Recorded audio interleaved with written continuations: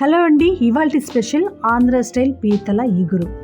Welcome to my channel Priya cooking and craft.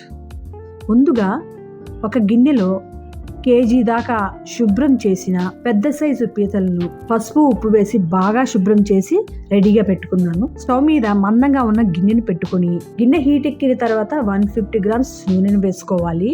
నూనె heat ఎక్కిన తర్వాత కొంచెం జీలకర్ర, దీనితో పాటు సన్నగా తరిగిన ఆనియన్స్ని ఒక గిన్నెడు వేసుకొని దీంతో పాటు కొంచెం కరివేపాకు, పచ్చిమిర్చిని కూడా వేసి వీటన్నిటిని దోరగా వేయించుకోవాలి. ఉల్లిపాయలు పచ్చివాసన పోయేంత వరకు కూడా వేయించుకొని ఇదే టైంలో ఫ్రెష్గా దంచినటువంటి అల్లం వెల్లుల్లి పేస్ట్ను 3 స్పూన్ల దాకా వేసుకోండి.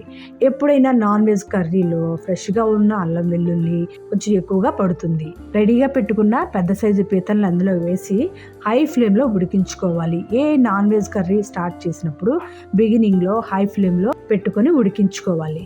ఈ పీతలను కూడా హై ఫ్లేమ్లో పెట్టుకొని దాన్ని వేయించేసుకొని మూత పెట్టి ఒక 5 నిమిషాల పాటు మగ్గించుకోవాలి.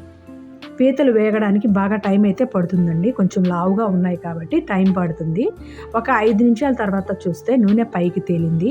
ఈ టైంలో 2 స్పూన్ల కారం, 1 స్పూన్ పసుపు, తగినంత ఉప్పు వేస్తున్నాను.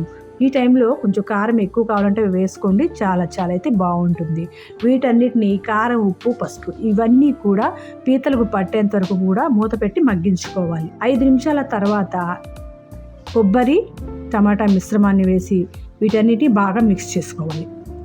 టమాటా వల్ల మంచి టేస్ట్ అయితే వస్తుందండి. దీంతోపాటు కొంచెం చింతపండు పులుసుని కూడా వేసేస్తున్నాను.